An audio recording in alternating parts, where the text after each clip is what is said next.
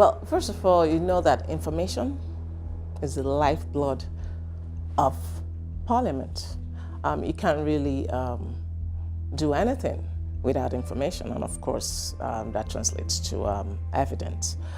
In Nigeria, for example, you know that we have a lot of factors that is part of us. You have religious issues, you have gender, and so those are the two major things that of course affect evidence. Definitely we have a democratic government, okay, but the jury is still out on whether we have a democratic system, because we are trying to sort of like stamp our authority and our independence, to let the executive branch know that it is a tripod.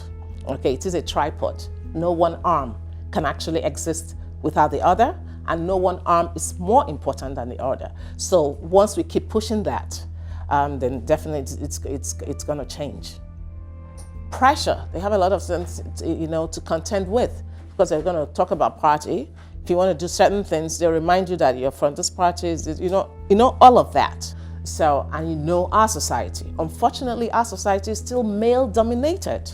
Okay, and proof of that, it's like we had 5 bills, you know, that we brought to the House. We wanted to do constitutional amendment. We had some gender bills, and of course, those bills were all thrown out.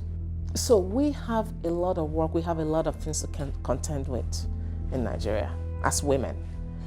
Okay, we don't really have a situation where issue of gender is infused. I'll give you an example with gender mutilation. We brought that some years back, and luckily it passed. And some states have passed that. What did we do? We worked with some NGOs. They came and told us their experiences. It was based on what we got from them. Okay, civil society, the NGOs, that's what helped us work on that bill. But when we come to stuff like maybe oversight, which is like very important to us, and a core function of the legislature, and when of course you also come to the power of the purse, appropriation, which is of course integral to what we do, without evidence, you're not going to be able to do that, because for here, of course, it's the executive that actually presents the appropriation bill. And of course, when they do that, we take it and work on it. In order to work on it, you must have evidence.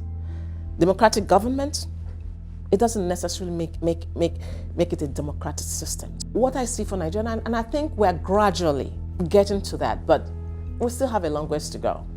Okay, we still have a long ways to go to have a democratic system. So that is where I want Nigeria to be at, have a democratic system, which will now be on par with the democratic government.